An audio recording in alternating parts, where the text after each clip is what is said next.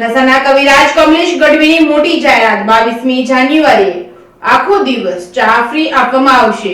અયોધ્યામાં ભગવાન શ્રી રામની મૂર્તિ પ્રતિષ્ઠાનો ઉમંગ ઉત્સાહ અને ધર્મમય માહોલ જામ્યો છે। ત્યારે ઢસાના કવિરાજ કમલેશ ગઢવીએ 22મી જાન્યુઆરીના દિવસે પોતાની ચા કિટલી પર તમામ ગ્રાહકો અને રામ ભક્તોને ફ્રીમાં ચા પીવડાવવાની પ્રાણ પ્રતિષ્ઠા ઉત્સવ ઉજવશે અને અયોધ્યા ભગવાન શ્રી રામની મૂર્તિ પ્રતિષ્ઠાનો ઉમંગ અને ઉત્સાહ અને ધર્મમય માહોલ જામ્યો છે। ઢસાના કવિરાજ કમલેશ ગઢવીએ 22મી જાન્યુઆરીના દિવસે કમલેશ ગઢવી પોતાની ચા કિટલી પર તમામ ગ્રાહકો અને રામ ભક્તોને ફ્રીમાં ચા પીવડાવીને ઉજવશે પ્રાણ પ્રતિષ્ઠાનો ઉત્સવ। કમલેશ ગઢવી ઢસા ગામમાં રહે છે અને સામાન્ય વર્ગમાં આવે છે। પોતાનું ગુજરાન ચા વેચીને કરી રહ્યા છે। 22મી જાન્યુઆરી 2024 દેશના ઇતિહાસમાં સુવર્ણ અક્ષરે અંકિત થવા જઈ રહ્યો છે। ત્યારે વર્ષોથી દેશવાસીઓ જેની રાહ જોઈને બેઠા હતા અને આનંદનો અવસર એટલે કે અયોધ્યા રામ મંદિરની પ્રાણ પ્રતિષ્ઠા મહોત્સવ યોજાઈ રહ્યો છે, જેના આનંદ દેશભરમાં દેખાઈ રહ્યો છે। ત્યારે બોટાદમાં ઢસા ગામે લોક સાહિત્યકાર અને ચાની કિટલી ધરાવતા કમલેશદાન ગઢવીએ પોતાની કિટલી ઉપર રામ મંદિરની પ્રતિષ્ઠાના દરેક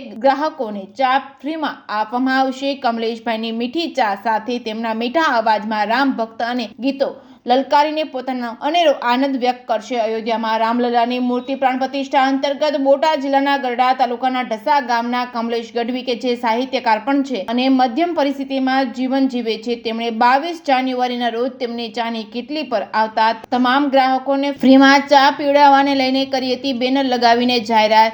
આ જોતા કહી શકાય કે વ્યક્તિ આર્થિક રીતે સાહુકાર હોય કે ગરીબ પણ રામજીની મૂર્તિ પ્રતિષ્ઠાને લઈને ખૂબ આનંદ અને ઉમંગ જોવા મળી રહ્યો છે। Reporting by Asif Ravani Dhasa.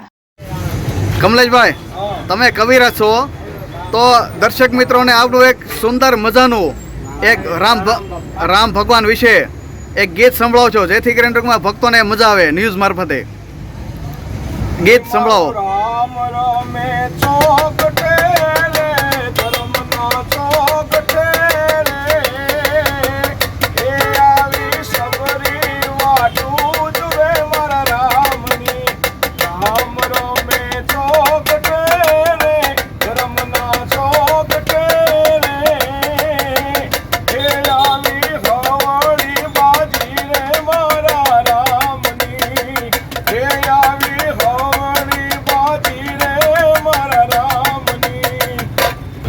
બોટાદ જિલ્લાના ઢસા ગામમાં સોશિયલ મીડિયામાં એક બેનર લાગેલું હતું કે ચા 22 તારીખના રોજ 22/1/2024ના રોજ ચા ફ્રી આપવામાં આવશે। તેની ખરાઈ એટલે આપણે કન્ફર્મ કરવા માટે ભાઈ પાસે પહોંચી ગયેલ છે। જે ભાઈ આપનો પરિચય નામ જણાવશો? મારું નામ કમલેશભાઈ ગઢવી, ઢસા લોક સાહિત્યકાર તેમજ લોક ગાયક। આ ઢસા અને હાલમાં ફેસબુકમાં વોટ્સએપમાં બધે એક બેનર ફરી રહ્યું છે કે 22/1/2024ના રોજ ચા તમે ફ્રી આપવામાં આવશે, તે હકીકત છે કે કેમ છે?